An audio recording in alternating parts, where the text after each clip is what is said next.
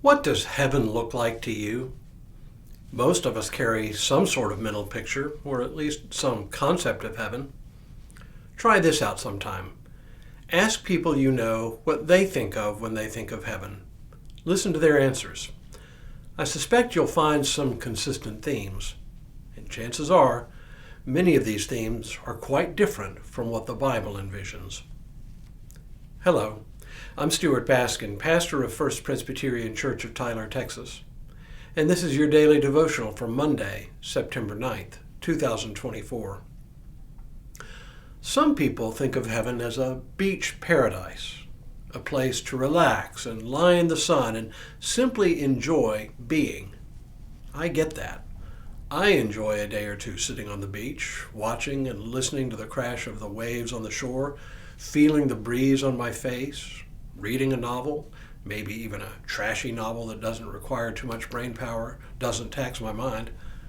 I'm sitting under a pop-up shelter to protect against the direct sunlight. It's great for a day or two. But then I get bored. A body can only take so much of that. Pretty soon the sound of the surf becomes monotonous. The sand starts to stick and irritate. I want to be somewhere else. Other people think of heaven as a place where angels sit on fluffy clouds playing harps all day long. It's a kind of gauzy picture, but definitely located somewhere in the sky.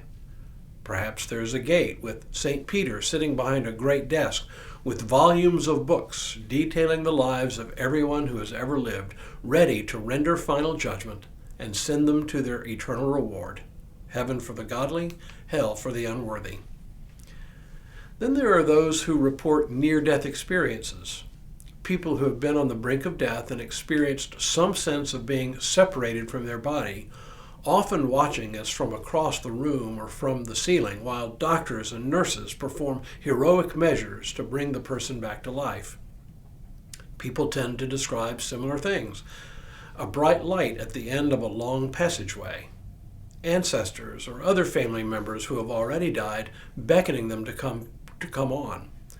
A sense of peace and tranquility. Problem is, none of these visions quite fits the bill. The first vision is usually pretty solitary. Most people don't envision other people around, or if they do, it's a pretty small group.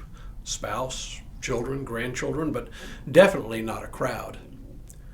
The second is a little more than idle speculation based on cherry-picked verses picked from here and there, mostly from Revelation, but again, it doesn't envision a crowd. And the third? Well, it's hard to know what to do with that one, what to make of it. I honestly cannot say whether these near-death experiences are true or false, only that Scripture never describes it that way. The truth is, the Bible never gives us a full and complete picture of heaven.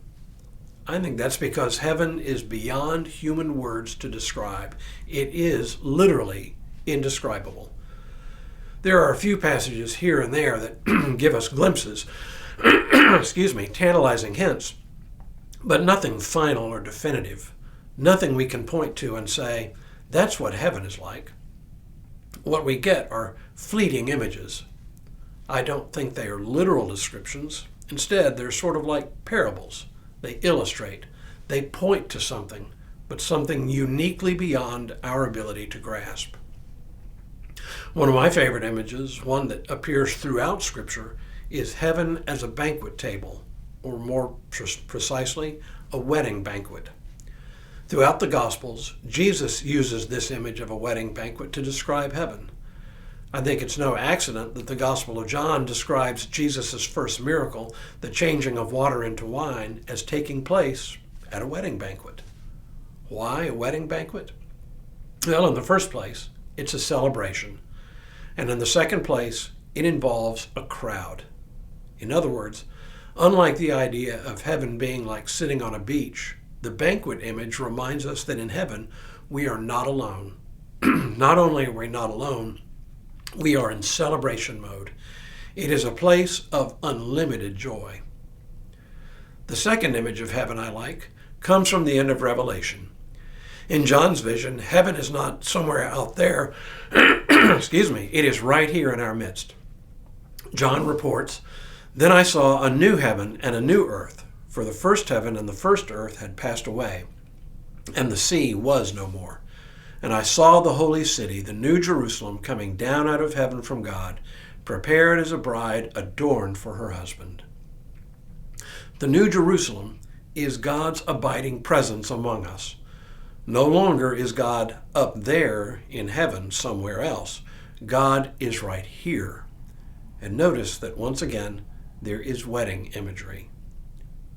So what do you think of when you think of heaven? Is it a place of quiet solitude, or is it a place filled with laughter and joy? If you believe the Bible, it's got to be a place filled with people enjoying God's presence forever. And now may God continue to bless you and keep you in all that you do this day and in all the days ahead.